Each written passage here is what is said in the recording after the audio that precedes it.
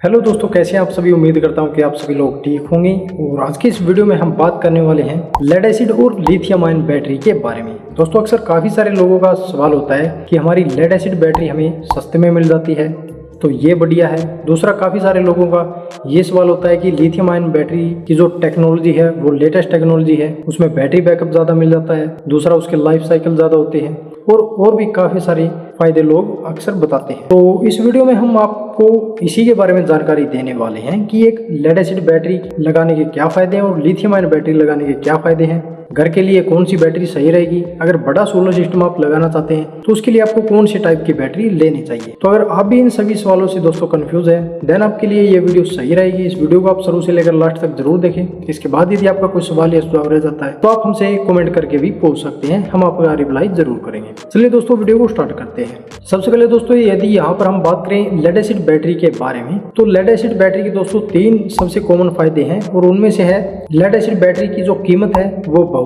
कम है।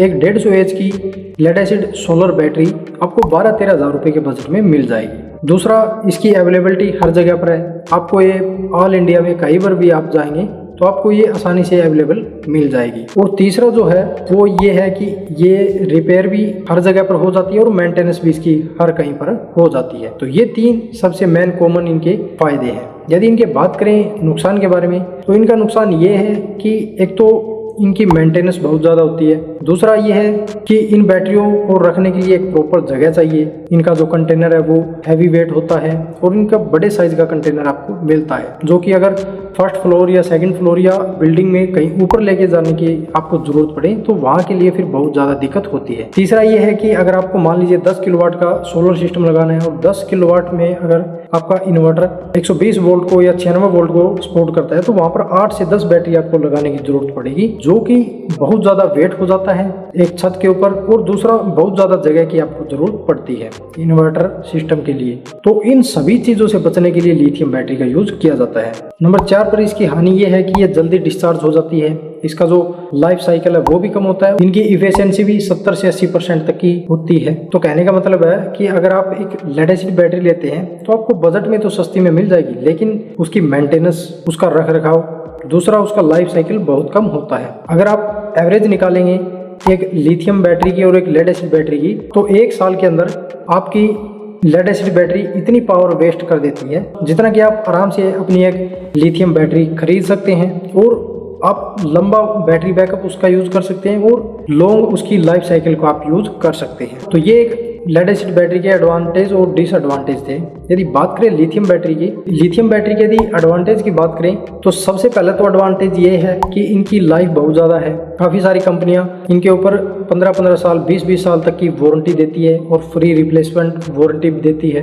दूसरा, इनका बैटरी बैकअप बहुत ज़्यादा होता है। इनकी जो इफिशियंसी है वो 95% के करीब होती है और इससे भी प्लस ही होती है। दूसरा, ये चार्जिंग बहुत ज़्यादा एम्पियर से हो जाती है और डिस्चार्ज भी बहुत ज़्यादा एम्पियर से हो जाती है। मैक्सिमम एम्पियर तक आप इसको चार्ज और डिस्चार्ज कर सकते हैं। मान लीजिए एक 12 वोल्ट की 100 एच की लिथियम बैटरी आप यूज़ कर रहे हैं तो उसको आप 100 एम्पियर से ही चार्ज कर सकते हैं और 100 एम्पियर से ही डिस्चार्ज कर सकते हैं। और इसका जो लाइफ साइकिल है वो 6000 से भी प्लस होता है। काफ़ी कंपनियां 6000 प्लस देती है, काफ़ी कंपनियों के 3000 प्लस होते हैं। तो वो ब्रांड के हिसाब से अलग अलग इनकी स्पेसिफिकेशंस होती हैं, तो इनकी लाइफ साइकिल भी ज़्यादा होता है।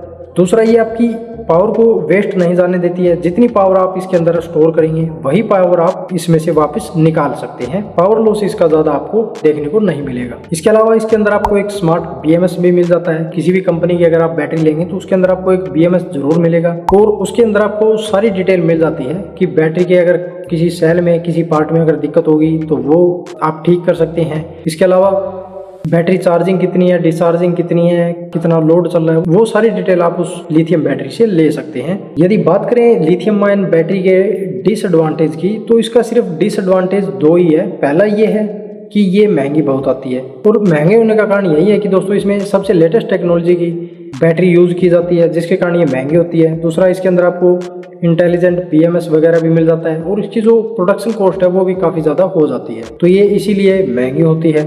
और महंगे होने का कारण एक ये भी है कि जहाँ पर आप 24 वोल्ट के लिए लेड एसिड की 2 बैटरी यूज कर रहे हैं वहाँ पर आप लिथियम आयन बैटरी एक यूज करके उससे ज्यादा बैटरी बैकअप ले सकते हैं और उससे ज्यादा आप लोड चला सकते हैं। तो हैवी लोड के लिए लिथियम आयन बैटरी ठीक रहती है। तो अगर दोस्तों आपको नॉर्मल 1 या 2 किलोवाट का सोलर सिस्टम लगवाना है या फिर दुकान में या छोटे घर में आपको सोलर सिस्टम लगवाना है 1-2 किलोवाट तक का, तो आप लेड एसिड बैटरी का यूज कर सकते हैं। अगर आपको दोस्तों 5 किलोवाट, 10 किलोवाट, 15 किलोवाट इस तरह से अगर बड़ा सोलर सिस्टम लगवाना है तो आपके लिए लिथियम आयन बैटरी ठीक रहेगी, क्योंकि बड़े सोलर सिस्टम में अगर आप लेड एसिड बैटरी का यूज करेंगे तो वहां पर आपको पावर लॉस बहुत ज्यादा देखने को मिलेगा, जिसके कारण आप सोलर का पूरा बेनिफिट नहीं ले पाएंगे। तो बड़े सोलर सिस्टम के लिए हमेशा आपको लिथियम बैटरी की तरफ ही जाना है। तो दोस्तों अगर आपका बजट कम है तो वहां के लिए फिर आपको लेड एसिड बैटरी ले लेनी चाहिए। अगर आपका बजट ठीक ठाक है और 4 किलोवाट, 5 किलोवाट, 10 किलोवाट, 20 किलोवाट इस तरह से बड़ा सोलर सिस्टम लगवाना है तो आपके लिए लिथियम आयन बैटरी ठीक रहेगी। वीडियो के बारे में यदि आपका कोई सवाल या सुझाव हो तो आप हमसे कमेंट करके पूछ सकते हैं। मिलते हैं दोस्तों इसी तरह की नेक्स्ट जानकारी के साथ,